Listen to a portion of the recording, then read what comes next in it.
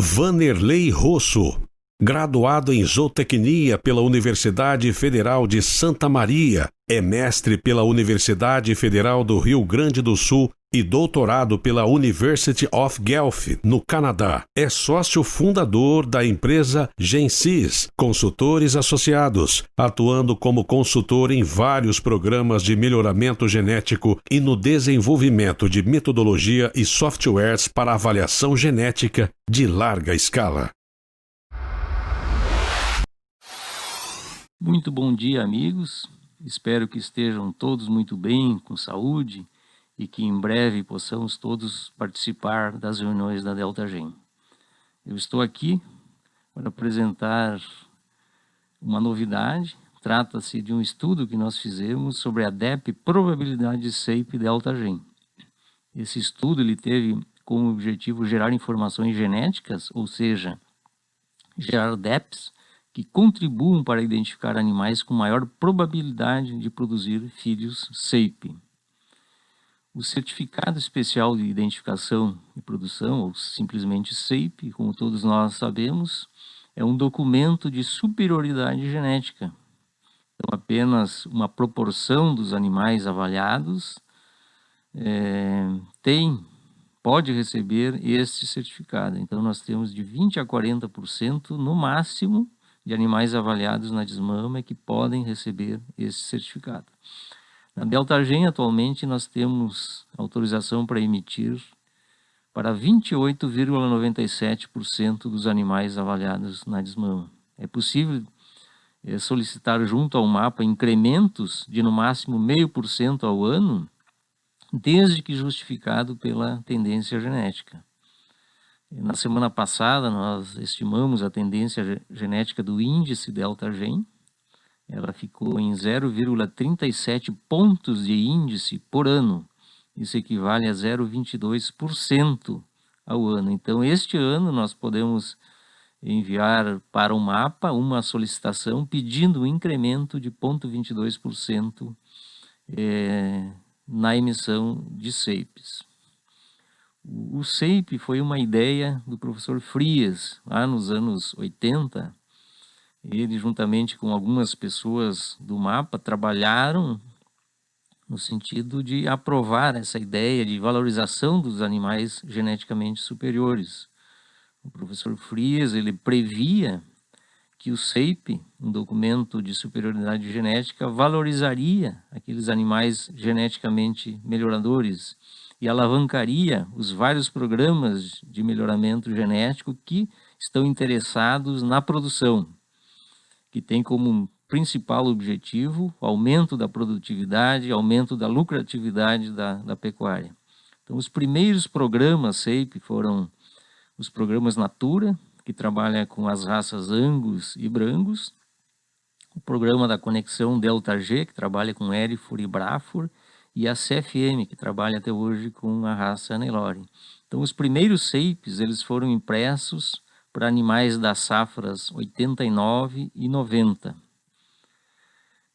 Toda a regulamentação do SAPE, ela começou a partir de uma portaria, a portaria 690 de 89, e depois tivemos uma nova portaria, a portaria 267 em 95, e a regulamentação atual, ela é baseada numa instrução normativa de 2 anos atrás, 2018. Então, hoje nós temos que, para emitir o SAPE, nós temos que olhar para essa instrução normativa número 12. É lá que estão todas as regras, as normas, os pré-requisitos, para que um programa de melhoramento genético possa emitir SAPEs com autorização do mapa.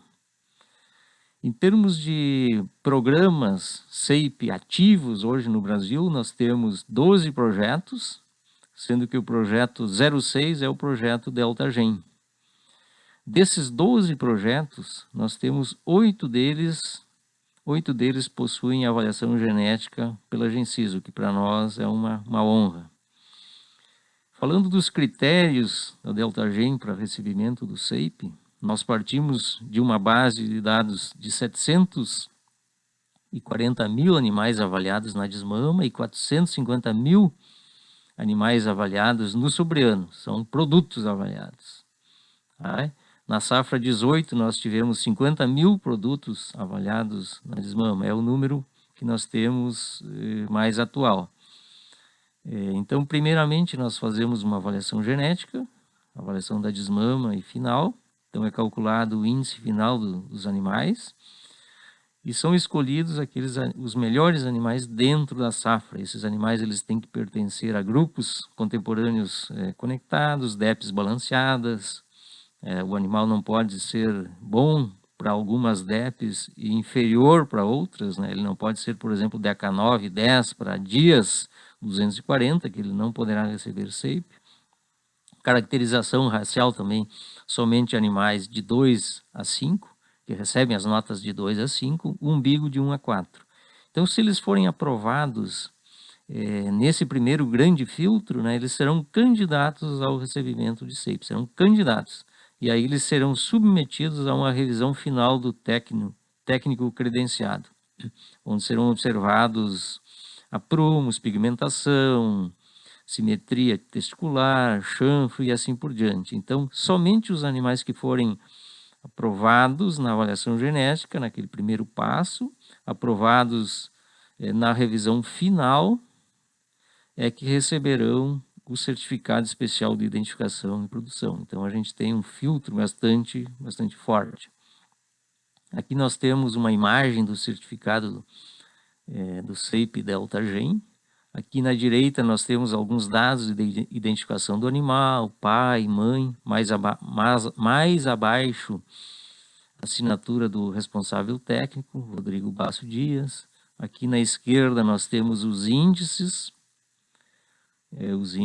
final e o índice de desmama, depois as DEPs integrantes dos índices, as DEPs complementares e as características fenotípicas. Então são várias informações genéticas contidas no SEIP. Alguns de vocês certamente devem estar se perguntando, né, por que calcular uma DEP para a probabilidade de SEIP? Nós já temos tantas DEPs, mais uma DEP? Sim, mais uma DEP. E essa DEP poderá contribuir para a seleção de melhores animais mais valorizados em termos comerciais. Né? Todo animal que recebe SEIP é um animal que, além de ser geneticamente superior para as características de produção, é um animal que não pode ter defeitos graves, é um animal que passou pela revisão final de um técnico. Então, com essa DEP nós visamos identificar geneticamente os animais mais produtivos e com menor incidência de defeitos, ou seja, com maior proporção de filhos aprovados para o SEIP. Para fazer esse estudo, então, nós utilizamos a base de dados Delta Gen a partir da safra 2005 a 2017. Aqui nós trazemos nesse gráfico o número de candidatos ao SEIP, marcados em azul. Nós temos 106 mil candidatos de 2005 a 2017 e o número de SEIPs foi em torno de 80 mil animais. Houve um incremento ao longo desse período de 533 candidatos por ano e 318 SEIPs por ano. Então, o programa SEIP Delta Gen vem crescendo. Com relação ao percentual de aprovação por safra, ou seja, o número de SEIP em relação ao número de candidatos, a média geral foi 77%. 77% dos candidatos foram aprovados. Diminuiu, se a gente considerar anualmente, a proporção de aprovados diminuiu um pouco, diminuiu em torno de 0,5%, ou 0,58% ao ano. O que é natural, já que aumentou o número de candidatos, provavelmente os critérios hoje de revisão são um pouco mais rigorosos, então diminuiu um pouco a proporção, o percentual de animais aprovados. Com relação às empresas, nós temos aqui várias empresas que foram colocadas aqui, todas elas com mais de 100 SEIPs emitidos no programa, né? A Jacarezinho, a empresa que tem em torno de 24 mil, quase 25 mil SEIPs emitidos, é a empresa pioneira dentro do Delta Gen. Depois nós temos outras empresas que entraram no programa posteriormente, já com um grande número de SEIP, só para vocês terem uma ideia, assim, então, da distribuição por empresas. Com relação ao percentual de aprovação por empresa, né, a média geral foi de 72,6% de aprovação, e a gente vê alguma variação entre as empresas, o que é natural, já que existem vários interesses diferenciados por fazenda, por exemplo, né? Uma fazenda tem mais interesse no SEIP, uma pode ter um pouco menos, então pode aprovar mais ou menos SEIP.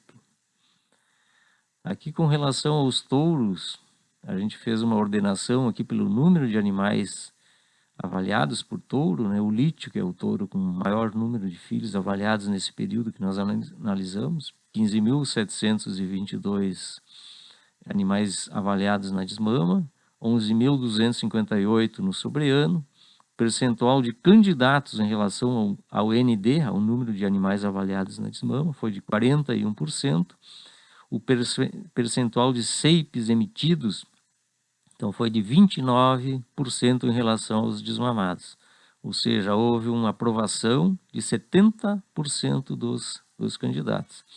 E temos dados, então, para outros touros com números de filhos inferiores. Será que esses percentuais que eu apresentei são bons indicadores do valor genético dos touros para a produção de animais SEIP? A gente tem que ter em mente que para o animal, para um produto receber SEIP, ele recebe os genes do pai e da mãe, né? E aí nós temos vários outros efeitos que influenciam, né? Como a revisão, o interesse da fazenda em emitir mais ou menos SEIP, num determinado ano a mesma coisa, diferenças também com relação ao sexo, pode ter mais interesse, por exemplo, nos SEIPs dos machos, tudo isso relacionado ao interesse comercial. Então, o percentual que a gente apresentou ali para os touros, ele é, digamos, contaminado pelo efeito da vaca e outros efeitos. Então, se nós quisermos estimar o valor genético, aquilo que é transmitido para a progênie, nós temos que partir, então, para uma análise genética, para o cálculo de uma DEP. Foi isso que a gente fez, né? Então, nós pegamos o percentual de SEIP, né? O percentual de SEIP, e calculamos uma DEP. E a mesma coisa foi feita para o percentual de candidatos ao recebimento de SEIP. Na análise genética, nós consideramos os efeitos de grupo contemporâneo e o efeito genético do animal. No efeito contemporâneo, do grupo contemporâneo, nós procuramos, então, corrigir para os efeitos de fazenda, ano, estação, sexo, grupo de manejo e data da avaliação. Utilizamos um modelo binário, que é um modelo semelhante ao que utilizamos para a característica probabilidade de prenhez precoce, ou seja, o animal que recebeu o SEIP, então ele é considerado o animal 1, e o animal que não recebeu o SEIP é o animal 0. E a mesma coisa, a mesma ideia para os candidatos ao SEIP. O animal que foi candidato ao SEIP é o animal que recebe a nota 1 e o animal não candidato é o animal que recebe a nota 0. Então, é um modelo binário. O primeiro passo, antes de estimarmos as DEPs, é calcularmos alguns parâmetros genéticos, dentre eles a heredabilidade da característica. A gente pode observar que as heredabilidades da probabilidade de candidato e a probabilidade de SEIP ficaram em torno de 26% e 24%. Elas são superiores às características avaliadas na desmama e semelhantes, um pouquinho inferiores às características avaliadas no sobreano. Então, essas heredabilidades, ponto 26 e ponto 24, são heredabilidades interessantes, né? E a gente pode concluir que poderemos obter ganhos genéticos para essas características, selecionando os animais através das DEPs. Com relação à interpretação das DEPs, aqui eu trago os desvios padrão das DEPs das duas características e os valores máximos e mínimos dos touros. Os touros do sumário Delta G em 2020 são 594 touros, todos com mais de 20 filhos. Aqui agora a gente vai fazer uma comparação para interpretarmos então a DEP de probabilidade SAPE. Nós pegamos dois touros conhecidos, o touro lítio e o Scheid. O lítio tem uma DEP de 0,82 e o Scheid 0,65. A diferença entre as duas é uma diferença de 0,17%. E é isso que importa, a gente tem que ter em mente que o importante sempre são as medidas relativas entre os animais, assim como na interpretação das outras DEPs, das outras características. O que significa esse 0,17, que é a diferença entre os dois touros? Significa que a probabilidade de produzir produto SAPE do touro lítio é 17% superior ao touro Scheid. Essa é a interpretação. Com relação à correlação, a associação entre as duas características, a probabilidade de candidato e a probabilidade de SAPE, a correlação entre as DEPs foi bastante alta. Isso significa que se nós selecionarmos os animais por uma dessas DEPs ou pela outra, nós selecionaremos praticamente os mesmos animais. Então, pouquíssimas diferenças no ranqueamento dos animais através das duas características. Correlação alta de 98%. A correlação da probabilidade SAPE com as demais características, com as características que compõem o índice delta G, que nós temos aqui, dias 160, CPM desmama, dias 240 e CPM no sobreano, mais o perímetro ajustado para a idade. Todas as correlações intermediárias, próximas a 50%, um pouquinho inferior para algumas características, superiores para outras, mas correlações interessantes, correlações positivas no sentido desejável. A mesma coisa com relação às características IPP e probabilidade de prenhez aos 18 meses. Correlações, embora mais baixas, mas sempre no sentido desejável. E com o índice final, a correlação da probabilidade de SAPE foi de 72%, uma boa correlação. Agora a gente vai olhar mais detalhadamente essa correlação, então, da probabilidade de SAPE com o índice final. Aqui nós colocamos, cada pontinho desse é um touro, então no eixo X aqui nós temos o índice final, e no eixo Y a DEP de probabilidade de SAPE. Então a gente vê uma correlação, a gente consegue visualizar uma correlação de 72%, mas um detalhe muito interessante aqui que justifica o cálculo de uma DEP de probabilidade de SAPE é essa variação que a gente tem para um mesmo nível de índice final. Então a gente pega ali próximo ao índice 20, por exemplo, nós temos uma variação grande na DEPs dos touros para a característica probabilidade de SAPE. Tem alguns touros que mantêm uma consistência, ou seja, eles são superiores nas duas características. Por exemplo, o pardo, o pardo FM, ele tem um índice ali próximo a 20 e é um dos touros com maior DEP para probabilidade de SAPE. O Abraão, PTZ, a mesma coisa. Temos um outro touro aqui mais embaixo, o touro PA 180-700, que é um touro que tem um índice elevado, mas uma DEP negativa para a probabilidade de SAPE. Então esse é um touro que provavelmente ele reprove muito na revisão, um touro que provavelmente seja esse o caso, porque é um touro que tem um valor genético alto, mas que não consegue aprovar uma grande proporção de filhos. Então isso justifica nós calcularmos, nós termos mais uma informação que é mais relacionada com a emissão de SAPE do que o próprio índice final. Aqui nessas tabelinhas eu trago os touros líderes para a DEP de probabilidade de SAPE. O touro lítio é o primeiro do ranking. Ele tem uma DEP de 0,82, depois nós temos o pardo e assim por diante. Então hoje nós temos, com essa análise, nós temos um ranqueamento dos touros para esta característica. Com relação às tendências genéticas, analisamos o período então de 2005 a 2017 para touros, produtos e vacas, e a gente observa uma tendência favorável, ou seja, o valor genético médio desses animais, em cada um desses anos, mostrou uma tendência positiva, uma tendência de aumento ao longo desse período, o que é interessante, o que é desejável. Em termos de considerações finais, a gente fez uma análise então das duas características, probabilidade de ser candidato a SEIP e probabilidade de produzir filhos, probabilidade de receber SEIP, né? As duas são altamente correlacionadas, então a gente pode optar por uma delas, no caso pela probabilidade de produzir SEIP. Então isso simplifica, né, que ao invés de trabalharmos com duas características, trabalhamos com uma, já que elas são bastante correlacionadas. Isso não vai... trabalhar com as duas não acrescentaria algo muito importante. O que a probabilidade, a DEP de probabilidade de SEIP acrescenta em relação ao que já temos hoje? Tá?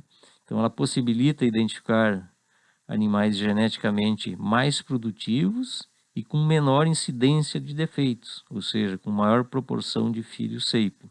Isso tem uma importância econômica, porque os animais SEIP, eles são mais valorizados perante o mercado. Pensando em novos desenvolvimentos, nós podemos partir para o cálculo de uma DEP genômica, né? Então hoje nós temos a informação da DEP tradicional, essa DEP tradicional pode servir para alavancar então o cálculo de uma DEP genômica. Então a gente pode ter acurácias superiores, principalmente para aqueles animais jovens, utilizando a genômica. Podemos pensar em acrescentar essa característica no sumário de touros delta-gen, aí para uma próxima edição, é uma possibilidade, e também utilizar essas informações no PAD, para direcionar os acasalamentos, visando produzir, então, uma maior proporção de animais ceipados dentro da fazenda. Com relação a esse estudo da DEP de probabilidade de SEIP, é isso que eu tenho para apresentar. Eu tenho um outro assunto aqui que eu gostaria de abordar rapidamente, que é relacionado ao índice de precocidade sexual. Então, é um índice que nós desenvolvemos há pouco tempo, estamos já calculando na base de dados delta-gen. Então, só para a gente relembrar, né, nós temos algumas características que são relacionadas à precocidade sexual. O perímetro escrotal, que é uma característica indicadora de precocidade sexual, ele é correlacionado então com a precocidade sexual. Aqueles touros que têm DEPs mais elevadas para perímetro escrotal tendem a produzir novilhas mais precoces, que entram na reprodução mais cedo. E aí nós temos o perímetro ajustado para idade e o perímetro ajustado para idade e peso. E nós temos as duas outras medidas, que são medidas mais diretas da precocidade sexual, que são a idade ao primeiro parto e a probabilidade de prenhez aos 18 meses. Essa nós calculamos desde 2018, nós calculamos a DEP tradicional, e no ano passado nós passamos a calcular a DEP genômica dessa característica. Todas as quatro têm DEP genômica, né? Para aqueles animais que foram genotipados, eles têm a DEP genômica. Então a ideia foi congregar essas quatro características numa informação mais robusta para identificar aqueles animais que realmente transmitem mais precocidade sexual para os descendentes. Foi por isso que nós partimos para o cálculo, então, de um índice de precocidade sexual. Além dessas quatro características que eu já falei, nós incluímos no índice as precocidades na desmama e no sobreano e mais o ganho de peso, para fazer um certo ajuste nesse índice, né? Para levar em conta também algumas características relacionadas à produção dos animais. Então, nós temos um índice com 7 características. As precocidades, que entraram, as precocidades de acabamento, PD e PS, que entraram com ponderações de 5%, o ganho de peso pós-desmama, ou no caso, na verdade, é a DEP Dias 240 e não o GS, 10%, os perímetros, os dois com 15% de peso cada um, a IPP com 25% e a probabilidade de prenhez aos 18 com 25%. Então, calculamos um índice com essas ponderações. Aí nós temos as correlações entre as DEPs dos touros. A gente olha aqui no lado direito, aqui o índice precocidade. A gente observa que as correlações foram todas no sentido positivo entre os componentes do índice com o índice de precocidade. E o índice final ele teve uma correlação de 44%, também uma correlação no sentido desejável. Então fizemos essa análise e chegamos ao índice de precocidade sexual dos animais. Então todos os animais hoje, tanto produtos, touros e vacas, eles têm uma informação a respeito da precocidade sexual. O culau é o primeiro do ranking ali com o índice de 29,49, ou seja, é um índice que está muito próximo de 30, né? Se ele tivesse 30, ele estaria em média 3 desvios padrão acima da média para todas as características. Então é um touro consagrado já para essa característica precocidade sexual, e isso a gente consegue visualizar através dos índices. Depois o segundo colocado aqui no ranking é o APA-FM, depois vem o ACIS, a J e assim por diante. Então nós temos, pessoal, hoje, para todos os animais, todos os touros, nós temos uma informação adicional, uma informação que congregou as várias características relacionadas à precocidade sexual, congregou num índice. Então nós podemos fazer um ranqueamento dos animais através desse índice. Então são informações importantes que estão disponíveis hoje para os criadores de Altagen, né? Principalmente para a utilização naquelas fazendas que estão priorizando o acasalamento de fêmeas precoces. Tá? Então esse índice ele poderá contribuir nesse sentido. Pessoal, era isso que eu tinha para apresentar. Eu sei que agora, em breve, aí nós teremos uma reunião para debater todos esses assuntos que nós apresentamos, né? Eu vou deixar aqui o meu e-mail e o meu celular. Caso vocês tenham questionamentos, algumas dúvidas, né, e sugestões, podem me mandar e-mail, me ligar, mandar um WhatsApp, que eu terei o maior prazer em responder. Agradeço a todos aí pela atenção e espero encontrá-los em breve. Um grande abraço a todos.